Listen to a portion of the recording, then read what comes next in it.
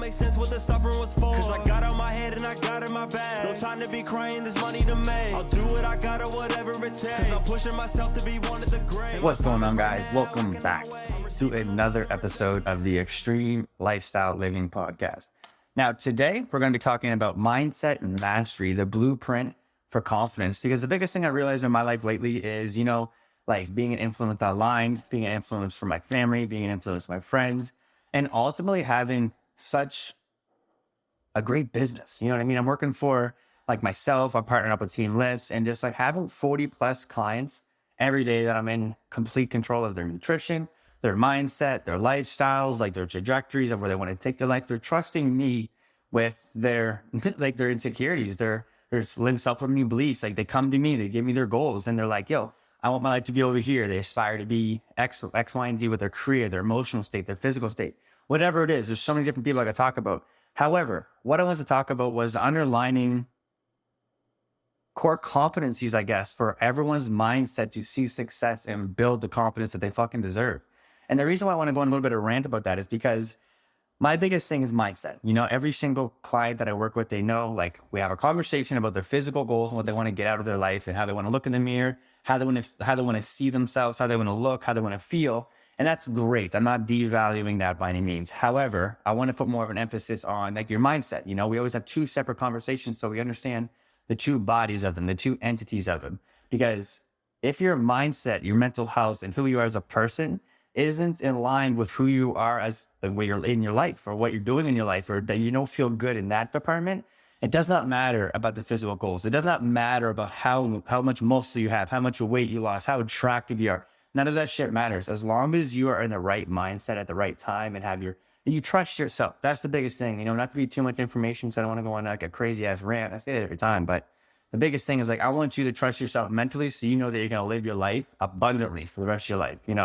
The biggest thing with me coming from a depressive background, dealing with suicidal tendencies and thoughts, never ultimately thinking I was going to live my life full of love, full of peace, full of bliss, full of camaraderie and all these different things, that when I started to help so many different people see successes in their life, whether it's their emotional state, looking in the mirror, being happier, whether it's their physical state, looking in the mirror and being like, man, I love how I look, I'm attractive, whatever it is, the craziest thing for me is just realizing that all of it stems down to your mindset and mastery. How much mastery you have of your mindset to stay calm, stay collective, to pivot, to articulate your emotions. Are you safe within your own mind? So what I did was I came up with a blueprint called the Mindset Mastery, the Blueprint for Confidence. And what we're going to do is we're going to break this down into 3 avenues, 3 points. Point number 1 being, learning how to embrace your emotions. That is the first point when you want to master your mindset. If you cannot embrace your emotions and look at that side of your life, you're just never going to see the success in your life you want, because you're never going to understand yourself. Point number 2 is you need to decide that you are worth more than your current situation, and you need to decide that you are better than whatever you're going through right now, because you can't just embrace your emotions and sit in a pool of misery, a pool of guilt, a pool of shame. You have to be able to decide what you're going through those emotions for, to get on the other side to make it a more abundant, more full of peace, more full of bliss, ultimately getting that life that you deserve. And then point 3 is we're just going to finish off with some actionable steps to guarantee you can get your mindset mastered to get the blueprint for confidence. Because the biggest thing with me being in this position in my life and having so many people on my team, even me recording this podcast right now, it's a big deal for me because I have a different setup. It's like another aspiration for me that I'm crossing off my bucket list from when I started this 5-6 years ago. And these are the underlying avenues of my life that I've used to master my mindset, which is embracing your emotions, deciding that I deserve better. And then I'm going to give you my actionable items that I use every day to set myself up for success. So starting off with point number 1, which is embracing your emotions. This is ultimately, it's a paradox. It's the easiest thing you can do because it's already inside you. So you don't need to do anything in your life sporadically. You don't need to invest money. You don't need to get anyone new in your life. You don't really need to do anything drastic in your life to really change. You just need to look internally.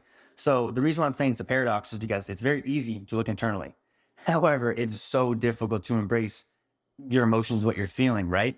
And what emotions I'm talking about, what feelings I'm talking about are your self-doubts. You know what I mean? The things that you're telling yourself you can't do. Your fears. What are you scared of in your life? Are you scared of death? Are you scared of financial, anything to do with finances? A lot, especially with these times, a lot of people are scared of that. Are you scared of anything like you've been through your past traumas? Are you have self-limiting beliefs? That kind of goes with self-doubt. It's like, what do you have in your mind that you're just not embracing that's holding you in this box? You know, anxiety, depression, past traumas, PTSD, all these different things. You need to learn how to look internally and embrace them. And if you don't really know what I mean about embracing your emotions, because I find like us as humans would become so ignorant to us not even embracing our emotions that we become comfortable. And that's the first telltale sign that you're not in the right avenue of your life, is that you're comfortable. If you are comfortable, it shows you're not embracing your emotions. And I'm not saying like you're not comfortable doing certain things. Like, you know, like I go to the gym all these different times. I'm comfortable in the gym. However, I still get uncomfortable when I'm embracing these new heights and these new goals and still trying to get these aspirations, right? So I really want you to get an understanding of like, what are you scared of with your life? What are you insecure? What makes you mad? What gets you sad? What gets you upset? Like for me personally, to give you guys some examples, like if I never embraced my emotions of fearing being an inferior man my entire life, I would never learn about myself so I can identify as a man, identify as a male figure, as an alpha guy, as I said, right? If I didn't embrace my emotions, I would never understand that side of me.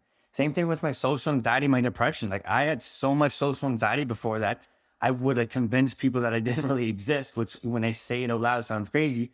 However, when I became in a position in my life safely in my mind, mindset mastery, I ended up being able to embrace my anxiety and actually dissect my internal dialogue to be like, what am I actually scared of? What am I fearful of? What am I getting all emotional about for these certain avenues of my life? Same with my depression, past traumas, you know, growing up with in and out of foster care, you know, and like quote unquote the ghetto, not having very much financial success, like not having very much support or opportunities to grow my life. Like if I didn't embrace all these insecurities and learn how to move around into a room, learn how to network, learn how to even like articulate my words, just sit on the podcast and feel confident, I would never be here, right? And so it's all about really understanding who you are as a person. What gets you angry? What gets you sad? What gets you upset? What do you still carry? You know, today is October 17th, 2023. Like what past traumas that are before today that you're still thinking about, still feel emotions for? Like, did your parents get a nasty divorce when you were a kid? Does that burden you still? Like, you know, I was in a car accident in 2011.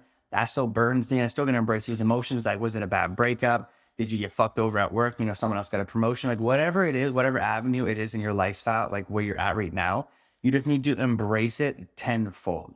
And then as soon as you're able and comfortable within your own mindset to embrace the side of yourself, embrace the anxiety, embrace the traumas, embrace the uncomfortableness of how you're feeling, you know, you cry with yourself, you allow yourself to get upset, you see this more vulnerable side of yourself, and you start to open up this door, you'll start to begin to realize that it's a lot more safe than you realize, you know? And that's what I mean about the beginning of it being a paradox, because it's very hard for you to open up that door to yourself. It's very hard for yourself to really look at yourself in that light. Like, how do I want to articulate myself as a human? How do I want to feel? Do I enjoy my anxiety? Do I enjoy my depression? Do I enjoy holding myself to the standards that the past traumas have knocked me down to? And when you can actually look at yourself from that eye and that, man, like, I'm really honestly not happy with where I'm at with my depressed life. I'm honestly really not happy with how I get mad so often. I'm really not happy with how I'm getting upset at this conversation. So once you start to realize all of these different little things, that's what I'm talking about. It's a paradox. Like, it's hard to get your body and your mind and your soul and your heart to look at yourself in that light and be like, okay, yeah, like I do need help in this area.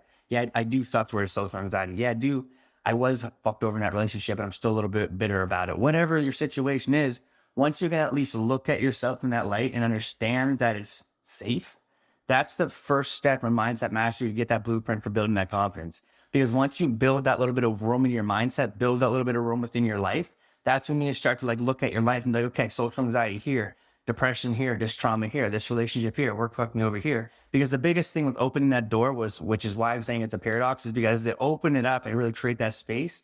It's fucking hard. But that's all you need to do, making it simple, because all you need to do is show up relentlessly and commit to yourself and ask yourself, like, what is it that I'm feeling with everything that I've got going on? Once you get that, that's when you get into point number 2, which is literally that you deciding what you deserve to have better in your life, you know? And that's the other end of the room there. When you open up the door, it's okay, I want to embrace these emotions, right? And that's great. I want us to open up these doors, or doorways to our mindsets, and open up our lifestyles and be like, okay, what do we need to embrace? However, the rest of that room is, what do you deserve? Why are you going to put yourself through the traumas or relive through certain experiences, or, you know, bark back at work, or, you know, set boundaries with relationships for no reason? You got to have what do you deserve? You know what I mean? What's on the other end of that, which leads us to point number 2, which is, you know, deciding to deserve better. And this is how we do that. So point number 2 is honestly one of my favorite ones, because it's like, Once you learn to embrace your emotions and go from being comfortable and just like misery loves company and getting uncomfortable and really challenging yourself to, like become that person you deserve. That's when point number 2 is like, what does that version look like? What do you deserve in your lifestyle? Like what kind of like moods are you running around in, right? And it's like, this is when you really got to decide, are you worth that change you seek, which is going through those emotions to get that change, right? That self-value, that self-respect, that self-compassion. This is when we start to take all of those things and emotions that we used to feel, those traumas and those different situations that hurt us, and we start to put them into our own lifestyle. Like, hey, this is why I deserve this. So look how resilient I am. I stayed strong through this relationship. Look how resilient I am. I stayed strong through this corporate culture when I knew I should have got this different raise and I didn't get it. Same thing with gym or any gym adversities or any fitness goals. You're trying to lose weight for a bit and you didn't do it. Like, this is when you do get it. This is what I deserve. You got to have that vision with it always, because it's one thing to embrace your emotions and understand them, but it's like there comes to a point where you're just kind of rubbing salt on the wound, right? So you really got to have that clear cut and concise vision of what it is exactly that you want to get out of everything you're going through, because that's exactly what's on the other side. You're embracing these emotions. But if you cannot understand what those are or who that person looks like, you're never going to know how to create boundaries around that person. You're never going to know what that person's standards needs. You're never going to know what this person needs to feel fulfilled, to feel full of, and feel that life that you want. For me personally, it was financial freedom. So what that means for me is just being able to work from home and do what I want, when I want, how I want. That's the biggest thing. I'm not saying I want $1 million. I have a 2017 car. That's all I want. I want to pay my bills, eat comfortably, live my life, and serve my clients. I can do that. But before I started embracing my emotions, if I didn't have that vision, I would have never got through embracing my emotions, because I knew what was on the other side. And I was articulating that because I knew what the standards needed to be for the person I want to become. Same thing with my career. I looked at my career. I didn't get the promotion that I wanted. I didn't get the promotion that I rightly felt like I deserved. And, ego gets up a little bit. Everyone thought I deserved it as well in certain regards. So it's like, if I didn't know what I wanted to do with that energy and embrace those emotions, I would have never got to the other side of it. You know what I mean? So when you know what you want your life to look like, is the relationship up to standard? Is your career up to standard? Do you get paid enough? Do you feel like, you get treated with enough respect in your life? And whatever it is that you think that should increase, whatever avenue it is, once you visualize that and see it and commit to that version that you want to get, that's when embracing all those emotions and getting on the other side of that room is going to be worth it, because it's all going to fucking come true. Which leads me to a part that is so valuable that so many people just don't realize is the missing piece to everything we're saying here for people to see the success that they deserve in their life, is committing to that version that is out there. That is it. It's almost the same thing at the beginning of the podcast when I was saying, point 1, embracing your emotions is a paradox. It's right. It's really not that hard. You just got to look internally. However, it's difficult for your body to open it, your mind to open it, your emotional state to open it to that gate to see everything for what it really is. You know what I mean? So when you decide that you deserve better, you have that vision for what it is in front of you, and you're embracing your emotions, you have to just commit relentlessly. Now, once you've decided that you're going to commit relentlessly to the version of yourself that you see and you're embracing your emotions, you're going through the fucking turmoil of it all, then this is where the third point of this podcast is so fucking crucial, where I give you actionable steps to guarantee your success. And the craziest thing about it is, I talk to my mentors, I talk to my people around my life, I talk to my closest ones around me, and ultimately, I'm uncomfortable all the fucking time. However, it's the quality of comfort I get from being uncomfortable when I get to the weekends, when I get to do the things I genuinely want to enjoy in my life, like hanging with my friends and family, going to the movies or going to dinner, or just nurturing my soul. The quality of my soul being nurtured is 10 times fucking higher than embracing my emotions, 10 times higher than the quality was before if I just step in my uncomfortability zone a little bit more. And what I mean by that is, everyone gets in their head about trying to create the life that they deserve. And the actionable steps for you to get there is really not that fucking hard, because once you just commit yourself and just see yourself through that duration of that journey and just really just commit and consistently show up every single fucking day, everyone's success is guaranteed. It's just nobody shows up. So these 3 actionable steps are going to guarantee your success for you to master your mindset and get that blueprint for confidence, because all you have to do is show up relentlessly and just trust the fucking process. So number 1 is you got to have fucking goals. You got to straight up have goals. You can't just blatantly say, I want to do this in my lifestyle and I'm going to go there and grab it. You have to have one big goal. You have to have tons of smaller micronized goals to help you get along those help you build up your momentum to get the life you want. For example, with me, I want to compete in a bodybuilding show, 2 of them next year, May and June. And it's like, it's October right now. So also that's my bigger goal, but my smaller goal is each month, the quarters, getting into prep, different things. So it keeps me in momentum, keeps me on my toes, keeps me in the right rhythm, keeps me uncomfortable, but makes me comfortable with everything that I'm doing. Kind of like the little bit of rant I was going on earlier. Same thing with like your career goals. Like, yeah, sure, everyone wants to make more money, but how does that actually look? Are you in a position with your work to actually grow your position at work and get promotions, or are you stuck in a dead end job? And that's how you get all these goals. So the reason why you got to be goal oriented, and just to be in a quick little like acronym for you to use it, it's the SMART goals, right? Has to be specific to what you want to get out of your life. You know, it has to be measurable. Is it 2 weeks, 2 months, 2 years? What is it? Has to be attainable. You know what I mean? It can't be something completely unrealistic and say like, you know, you want to go to Mars within 2 years. I mean, if you can do it, let's fucking get it. But then the next one is realistic. You know what I mean? Is it realistic? Kind of similar as the attainable one.